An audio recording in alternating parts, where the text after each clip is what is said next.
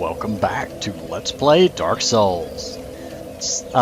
Firstly, before I get distracted and forget, I meant to mention this last time. When Chester mentioned that the people of Ulisil brought the abyss upon themselves and that they were tricked by the toothy serpent, he's not referring to Frampt, he's referring to the other serpent who I've never actually gotten to contact because of the order in which you have to do things to see him. His name is Cat. Well, Darkstalker Cath. Cath, I call him Cath.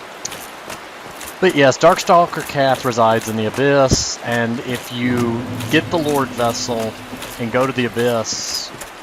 sorry, got that out of order. I am busy. Ooh. If you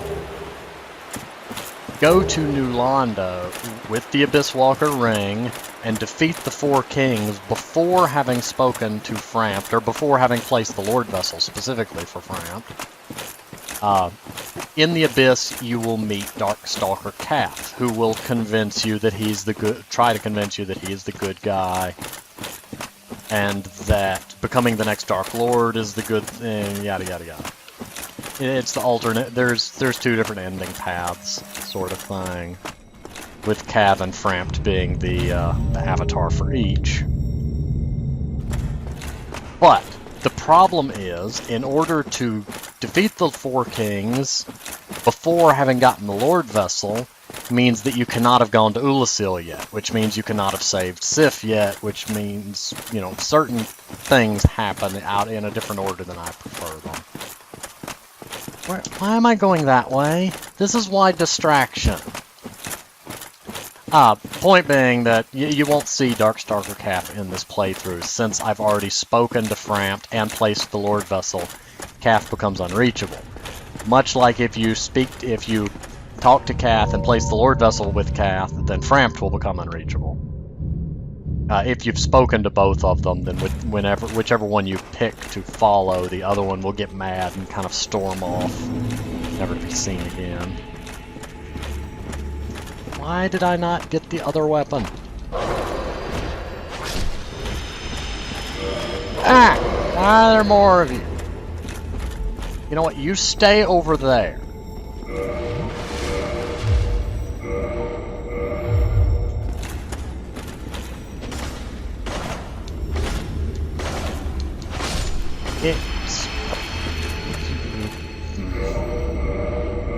Let's go with the spear. I can at least range that one.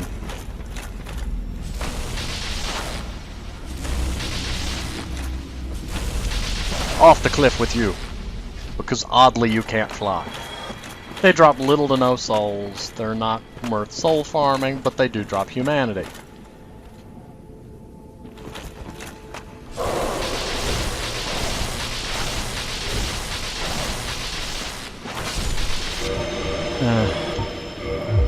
Do use the EO.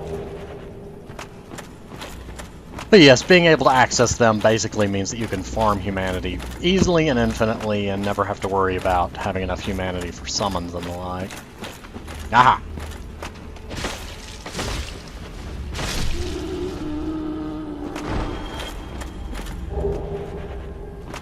Who's up here playing guard the humanity? The problem with small / short-ranged weapons being that it's hard to know they're in the right range to hit them without inadvertently also coming into contact with them, taking contact damage, and it just adds up. I'm going to show you a thing and then probably backtrack a bit. That's the boss gate. Fun fact, you can actually summon Sif to help you with the fight, since we saved Sif. I'm going to show you the boss, and then likely die very near instantly. Oh, hang on. Did decent damage. Ooh, a white Titanite slab. I believe that's to finish upgrading a divine weapon, which, for the most part, in Dark Souls is relatively useless. It has one use. Undead enemies that are defeated with a divine weapon cannot revive, meaning that the skeletons that a necromancer summons are thoroughly dealt with.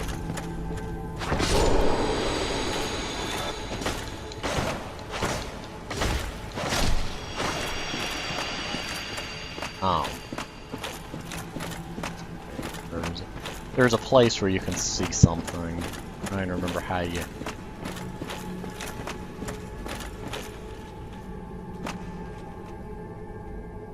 Maybe it's up here? I forget. You can actually get a glimpse of Manus. Of the boss that we're nearing. From outside the boss chamber. And by a glimpse of, I mean, you remember how you could see the red eyes of those enemies? Yeah, same thing. There's actually some good items up here too, but very hard to get to. There's a specific position that if you stand, you can see him, and if you equip the correct type of bow... Aha, there he is.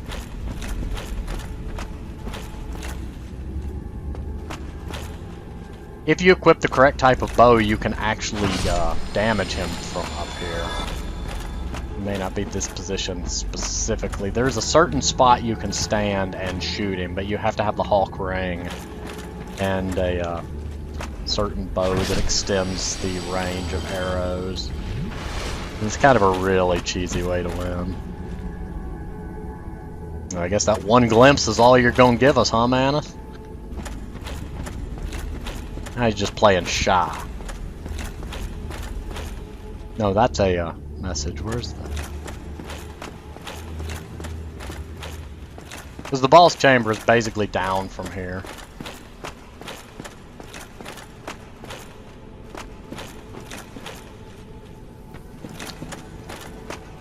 I swear I saw it. Just for a split second, I saw a glimpse of the red. Oh, I saw it. Dang it, get back here, Manus. Trying to show you to people. Oh, I saw a glitter. Faint glisten. Yeah, there it is. Okay, do you see? Slightly below the fog gate and to the left, there's a series of red dots. Those are Manus's eyes. Let's see if I can... I can't aim the bow far enough down to really point it out, but it's there. It's at a straight diagonal between the edge of that cliff and the fog wall's bottom left corner. You can see a few little red spots. But, oh, there it is. Why didn't I come down here? That's where you can see him. See the red? Creepy red. Always watching. Always hungering. Why are there so many of you?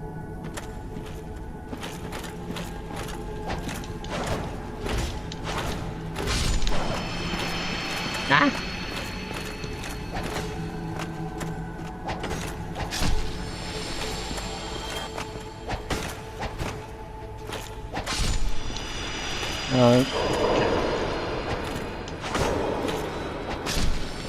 Wow. I took a lot more damage than I intended to, and have spent a lot more time down here showing you Manus than I ever intended to. Yeah, I had it completely backwards. It's you stand down here and you can shoot him. But, you know, again, you have to have a certain item set up to get your arrows to actually reach him. And you have to be shooting from a certain location because that's as far down as you can aim. Due to a hardware constraint more than anything. I mean, you can aim a bow nearly straight down if you really want to. Oh, and he goes ahead and jumps in for you.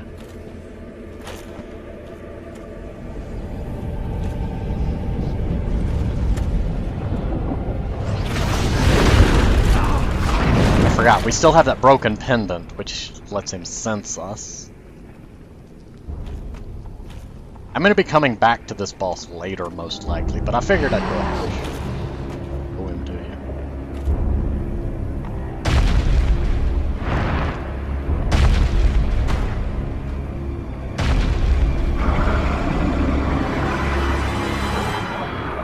That's Manus. Sif's summon sign is underneath one of these. He's actually not that bad of a boss once you memorize his details, but he hits like a truck and he uses hexes.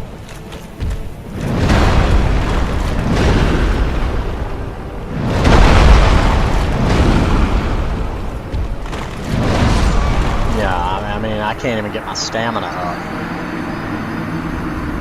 He's usually one of those bosses that's a really annoying thing to fight. Again, something we will probably come back to later, along with Calamate, who I'm also putting off. But, now that we've rescued Sif, where's the next thing I need to get to? I could go there and do that. I'm going to jump cut over the next part because I need 10,000 souls, and I'm going to go soul farming. Hi, Shemai. I didn't expect to meet anybody here. I suppose great minds think alike, eh? Again. But, I suppose it should have been obvious I was going to head here eventually. Now we have all the Artorias on. That was a fine trade. And we... Yes, we'll make another fine trade. I know. The Artorias armor is complete.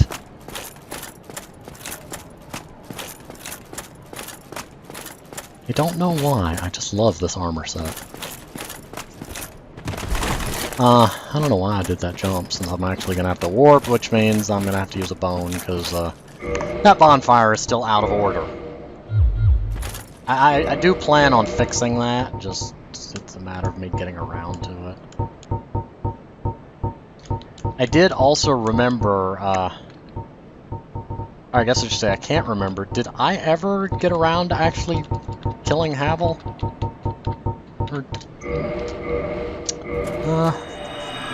We're gonna go find out.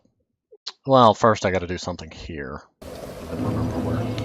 Remember how to... Flying message. Remember how to get there. We need the Undead Parish. Ah, I remember how to get to him. Yeah, we're gonna be jump cutting there. After this next part. This next part is plot relevant. There is actually a way to bypass the need to buy this, but I'll show you both ways. Well, hello again. You seem to be doing all right. Need anything forged? I actually need to buy something. I actually need to see if I've got one Twinkling Titan. Okay, I guess buying something it is. 20,000! Ouch! I thought it was 10,000. I'll be seeing you, Beacon.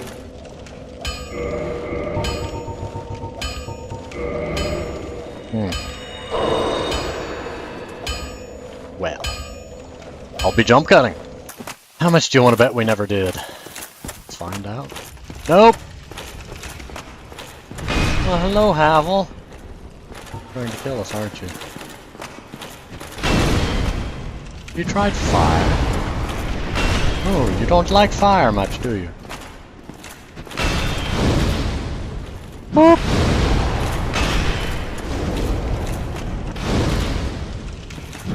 Boop!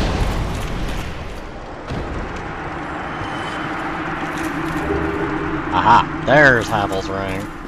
That's actually what made me wonder if I had ever dealt with Havel, was I realized I didn't have Havel's ring. 50% boost to equip load. Hello. That puts me far closer to the 25% margin.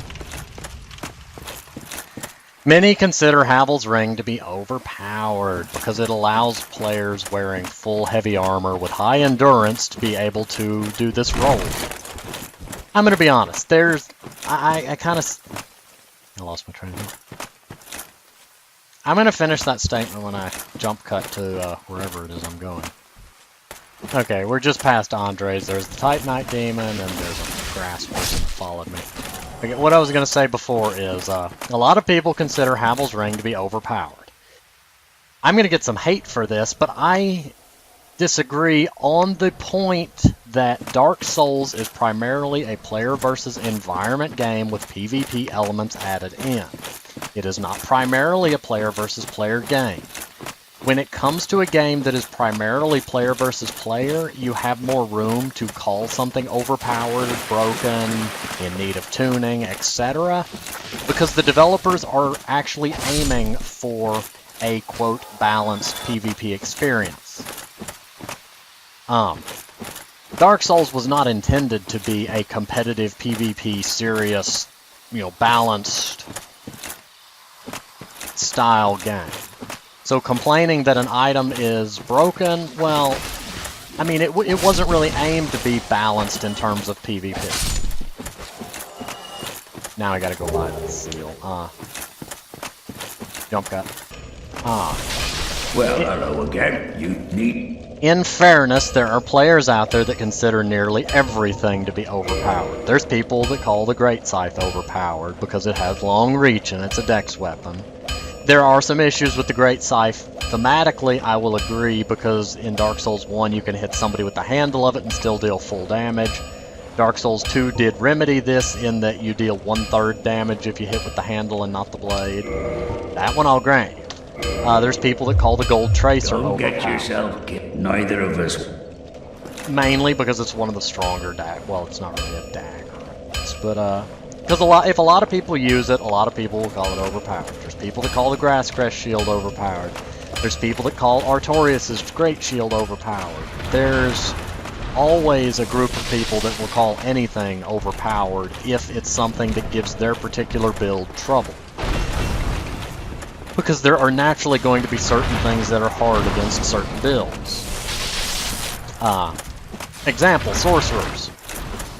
Sorcerers were fairly balanced in terms of player versus environment, but in PvP, they feel unfair because, well, they can one-shot you from a distance and you've got no countermeasure. It's not designed as a PvP game, so they weren't super worried about that. So I don't consider Havel's Ring to, in player versus environment play, be overpowered. However, in PvP, I understand and agree it can be oppressive when somebody with, full Havel's armor is mid-rolling around the room. I mean, quite surprisingly. But the amount of investment they've put into their endurance stat, they've got the stamina to do it. I mean, physically speaking and metaphorically. That's where the Seal of Artorias goes, the thing we just bought, and Secret Bonfire. But point being that, whether or not you consider something to be overpowered, bear in mind it is a primarily player versus environment game with PvP elements thrown in. There's also a second path you can take around here, which leads you the long way, but will also let you bypass the... Wait, what's behind this door?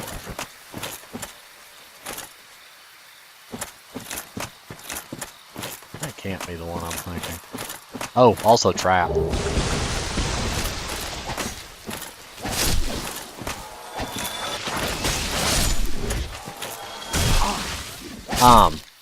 I've got a little bit of poise now, I forgot. Sometimes you'll see me get hit and not stagger, that's why. But yeah, that's my two cents on the issue of whether an item be balanced or overpowered or whatnot. Not gonna go to the... Oh wait, this leads to another boss fight. This is the thing. See this tree right here? It's alive. It actually... There's a message under it. Fun fact, there's actually unused coding in this particular enemy. I've seen a video from somebody where they hacked their Dark Souls and switched some of the spawn points, making these enemies replace the standard hollows outside of the Undead Cathedral, Undead Chapel place. It has an attack programmed into it where snakes come down from above and try to bite at you. It's just not implemented. Or not... Because this specific instance of the enemy is not programmed to be aggressive, it's not triggerable.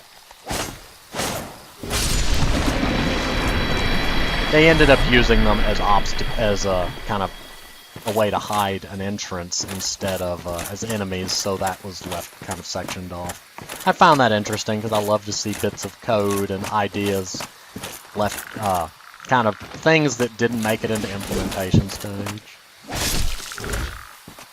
Big old mushroom frog.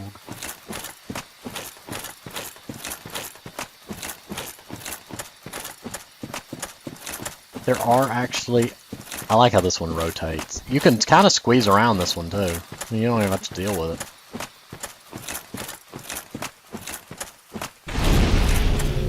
Somebody kindled bonfire. There's a couple different bosses I could get to from here. Somebody else kindled the bonfire. I found a popular bonfire.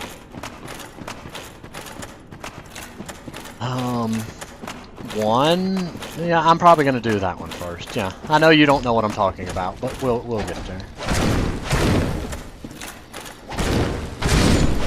He was about to cast a miracle.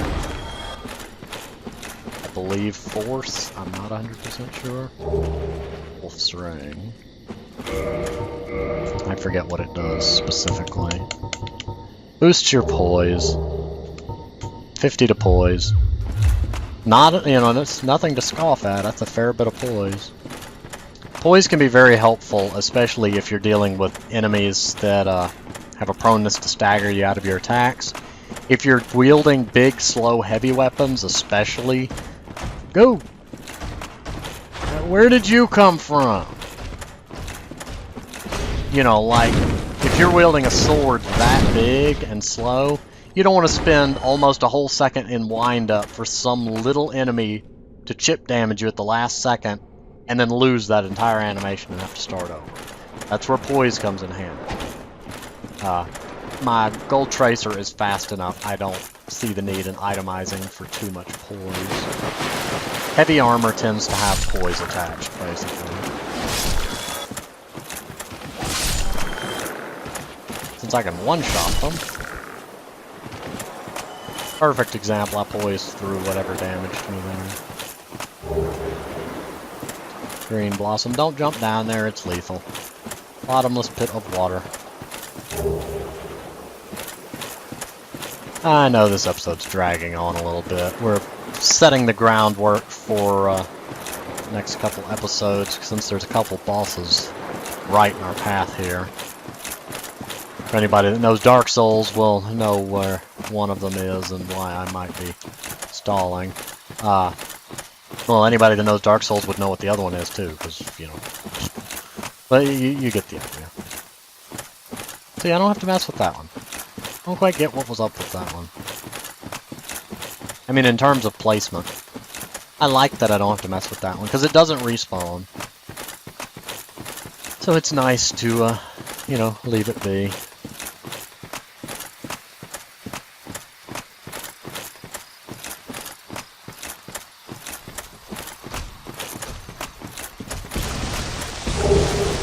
Elite Knight armor. Yeah, this was a horrible idea. I forgot about the little plant dudes popping up. That was a horrible plan. That one right there is different if you notice.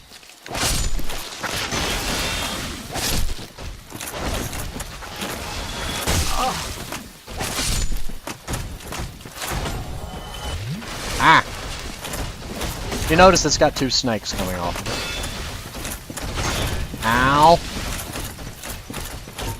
Why are there so many of you?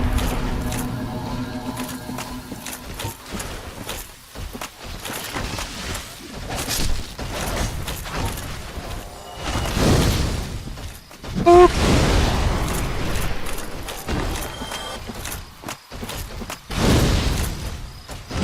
Boop! 2 for 1.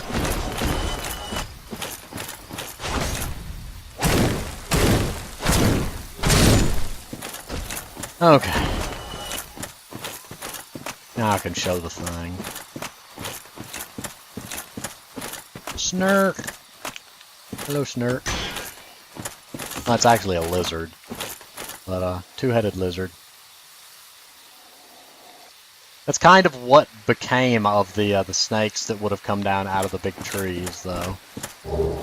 Uses the same snakehead model, same green snake, just attached to a lizard body. If you're human, there's a summon sign hidden back here, because this next boss has a summon.